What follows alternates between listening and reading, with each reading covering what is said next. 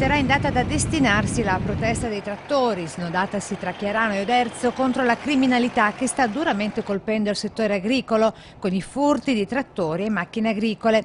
Tra i presenti, con il centinaio di agricoltori e residenti e la decina di sindaci dello Pitergino Mortense, anche il governatore del Veneto, Luca Zaia. Questo è un nuovo fenomeno che stiamo vivendo, di decine di trattori rubati e anche con la complicità del fatto che logisticamente noi siamo vicini alle frontiere, per cui poi queste macchine caricate nei camion spariscono in una notte. A ringraziare le forze dell'ordine che, seppur in affanno di mezzi e uomini sempre accanto alla gente contro i raid della delinquenza organizzata, con il presidente Zaia l'organizzatore del corteo di protesta Giampaolo Vallardi, già senatore e sindaco della Lega. Ormai i furti sono diventati un'abitudine, purtroppo, sono parte integrante della vita.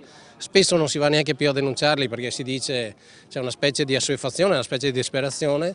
Le forze dell'ordine sì, ci sono bravissime, ma sono pochissime, non ce n'è, e quindi quei pochi che ci sono fanno il possibile, però ci deve essere più presenza nel territorio. Se il problema non si risolva, in un momento in cui tutti gli agricoltori sono più tranquilli, sicuramente ci ritroveremo almeno il doppio di quelli che eravamo oggi. Di seguito la considerazione di chi con il suo Landini spiega di come si riesca a sostenersi grazie al duro lavoro in agricoltura. Il profumo della terra è qualcosa di inseparabile, il profumo durante un'aratura, durante una manifestazione, è il profumo stesso di un trattore vecchio, il suo battere, il suo essere ancora vivo, ancora che funziona.